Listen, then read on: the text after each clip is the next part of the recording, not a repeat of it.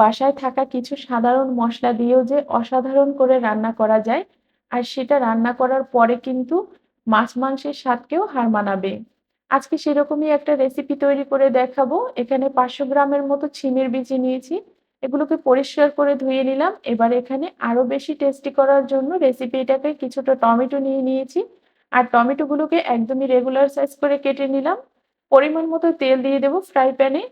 সাথে দিয়ে দেব কিছুটা চিংড়ি মাছ। আর চিংড়ি মাছটাকে একদমই লাল করে ভেজে নেব। খুব সুন্দর একটা স্মেল যখন আসবে, তখন এখানে কিছুটা পরিমাণ পেঁয়াজ কুচি দিয়ে দিলাম। আর পেঁয়াজটাকে একদমই লালচে করে ভেজে নিতে হবে। খুব ভালো করে ভাজা হয়ে গেলে এবার এখানে দিয়ে দেব ১ চা চামচের মতো আদা রসুন বাটা। আদা রসুন বাটাকে পেঁয়াজের সাথে একটু মিশিয়ে নেব। খুব ভালো করে মেশানো হয়ে গেলে এখানে দিয়ে দেব পরিমাণ মতো একটু লবণ। আর সাথে দিয়ে দেব ১/২ চা চামচের মতো হলুদের গুঁড়া, ১ চা চামচ দিয়ে দিলাম মরিচের গুঁড়া। এবার মসলাগুলোকে কষানোর জন্য দিয়ে দিলাম ১/২ কাপের মতো পানি। এবার খুব ভালো করে মসলাগুলোকে একটু কষিয়ে নেব। আর রান্নার ক্ষেত্রে কষানোটা যত বেশি ভালো হবে, রান্নাটা কিন্তু খেতে তত বেশিই ভালো লাগবে।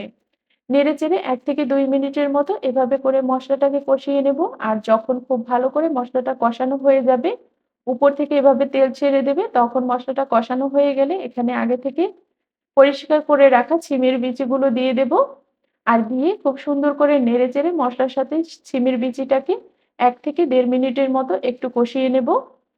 খুব ভালো করে কষানো হয়ে গেলে এখানে ১ কাপের মতো পানি দিয়ে দেব। ১ কাপ পানিতেই কিন্তু খুব সুন্দরভাবে সিমের বিচিটা একদমই সিদ্ধ হয়ে যাবে। খুব বেশি পানি দেওয়ার কোনো প্রয়োজন নাই। এ পর্যায়ে এসে সবকিছু একটু চেক করে নিতে হবে। সবকিছু ঠিক আছে কিনা। তারপর ঢাকনা দিয়ে প্রায় ১০ মিনিটের মতো রান্না করব। আর ১০ মিনিট পরে ফিরে আসলাম।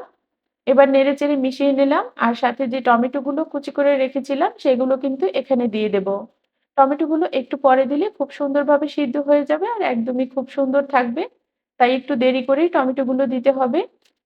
এবার আবারও খুব ভালো করে একটু নেড়েচেড়ে মিশিয়ে নেব। আর মিশিয়ে এবার ঢাকনা দিয়ে এটাকে রেখে দেব ৫ থেকে ৭ মিনিটের মতো। আর ৫ থেকে ৭ মিনিটের মধ্যেই কিন্তু খুব সুন্দরভাবে রান্নাটা হয়ে যাবে।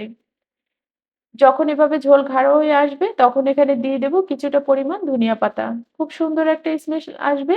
আর সেই সাথে কিন্তু রান্নার স্বাদটাকেও আরো বেশি বাড়িয়ে দেবে। এবার নেড়েচেড়ে ধনিয়া পাতাটাকে খুব ভালো করে মিশিয়ে নেব। ধনিয়া পাতাটা দেওয়ার পরে ১ থেকে ১.৫ মিনিটের মতো এভাবে নেড়েচেড়ে রান্না করলেই কিন্তু তৈরি হয়ে গেল খুবই মজাদার আর সুস্বাদু একটি সিমের বিচি ভুনা।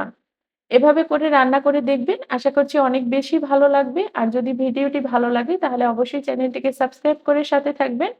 আর যদি ফেসবুক পেজ থেকে দেখেন তাহলে অবশ্যই পেজটাকে ফলো দিয়ে পাশে থাকবেন।